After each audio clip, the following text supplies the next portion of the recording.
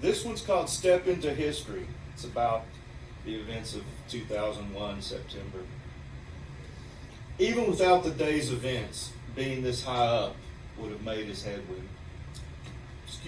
made his head swim. Heights had always been his Achilles heel. Old friends knew and laughed when they learned which floor of the North Tower was his work home. A quarter mile into the sky, but it sure felt like it was in the clouds.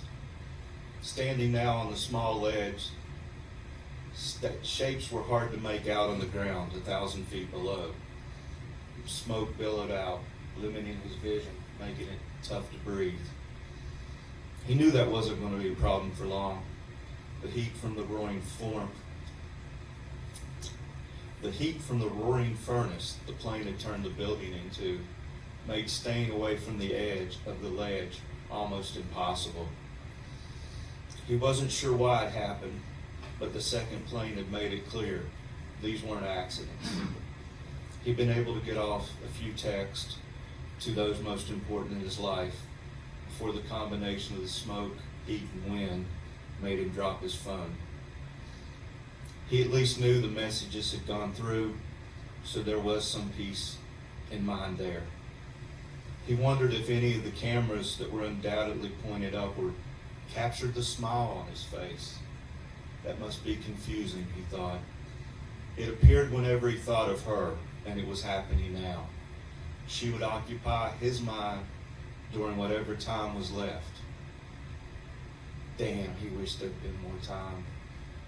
There would have been so many great days ahead, whether just enjoying a quiet day together, marking something off the bucket list, or revisiting a favorite locale. Damn, he was going to miss her. The oppressive heat pushed him almost all the way now. He hated how rough he knew this was going to be on her, but he knew that she would make sure the kids remembered him as they grew up. That the family would put in extra special effort on the big occasions. So much he wished he would get to see. He thought back to the first time she looked up and smiled at him, how that had captured his heart. He opened his eyes to see her holding her arms open to him.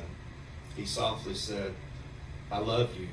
He held open his arms and stepped towards her embrace and into eternity.